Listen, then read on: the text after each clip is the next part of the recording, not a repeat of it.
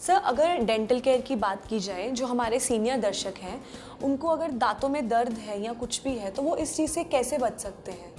देखो, ये जो दर्द है, आप दर्द कहते हैं, आप ज़्यादा करके सीनियर सिटीजन का मैं बात कर रहा हूँ अभी जी के हाँ, अभी। बिल्कुल। ठीक है, ठंडे गरम का तकलीफ हो जाता है।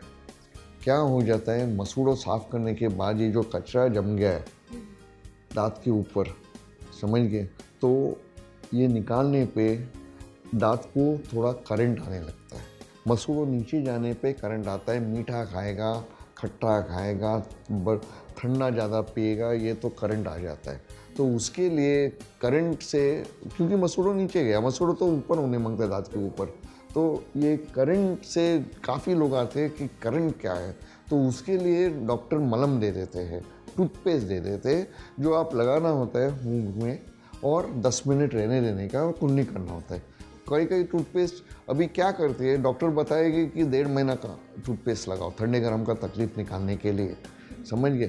तो लोग क्या करते हैं, सुनते नहीं डॉक्टर का, तो वो पूरा वही लगाते ही जाते, लगाते ही जाते, लगाते ही जाते। तो क्या हो जाता है, वो मास्क छुपा देते हैं, दूसरे बीमारी को छुपा देते हैं, क्योंकि करंट निकल जाते हैं लेकिन ये दूसरे बीमारी को छुपा देते हैं। तो पहले जो है कैविटी जब भी छोटे उम्र से ही अगर आप केयरफुल ले जाएगा, ये परमानेंट दांत उम्र 6 से चालू हो जाते हैं आने को, 18 साल तक सब आ जाते हैं एक्सेप्ट अक्कल दाढ़, समझ गए। अब अगर कैविटी, ये चीज़ क्या होता है, अगर ये सर्दी खांसी नहीं है, जैसे मेरा गला आज गया है, मेरा खांसी चालू है, व्हाटएवर इट इज, सर्दी चालू है, वो कैविटी अगर आप डॉक्टर के पास नहीं जाएंगे और उसका ट्रीटमेंट करेंगे नहीं उसके लिए, ये कैविटी बढ़ने वाला है, समझ गए। It is not a common cold, सर्दी खांसी नहीं है जो 7 दिन दवाई ले लिया, दवाई नहीं लिया, कभी हो जाता है, ठीक है। हाँ, हो जाता है रेयर केस में कभी कभी अरेस्टेड केरीज, कैविटी को हम इंग्लिश में केरीज बोलते हैं, केरीज। तो कभी अरेस्टेड केरीज वो खुद अपना बंद हो जाता है, लेकिन ज़्यादा करके वो फैलता है और खड्डा बड़ा हो जाता है और नस में जाता है। अगर ये खड्डा बड़ा हो गया, फिर डॉक्टर नस का ट्रीटमेंट करके टोपी, फिर महंगाई बढ़ जाती है। तो छोटा है तो उसको पकड़ लेना। अभी जो दांत सड़ गया है और दर्द हो रहा है, ठीक है, आप बोलेंगे ठीक है मैं चलाऊंगा, या वो डॉक्टर ने मलम दिया था मलम लगाऊंगा उधर, जब तक दर्द तो चले गया, या लवंग डालूंगा, लवंग डालते, कहीं कहीं एस्प्रो डाल के, एस्प्रो प्लीज मत डालो दांत के में, क्योंकि क्या हो जाता है, मसूड़ों जल जाता है उससे।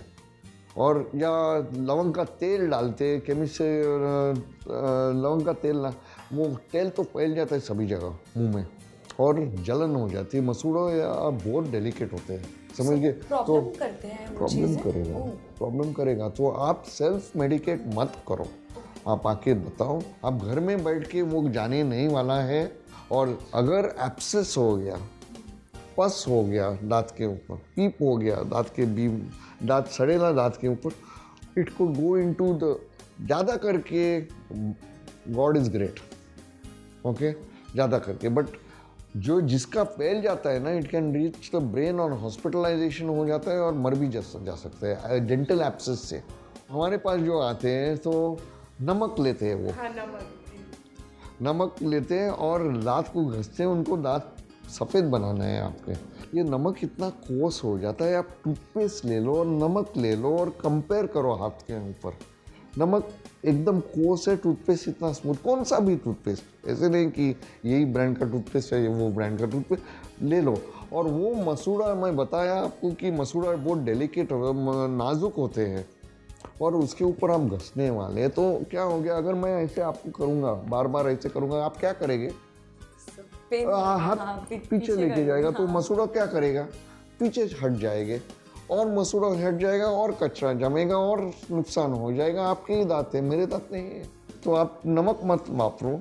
और ये मशेरी, that is another thing, tobacco in any form, अगर आप मशेरी ले लेंगे, इसमें स्नफ में ले लेंगे, ओके, इधर लगाए गए रखे, very gutkha, very very harmful, very harmful.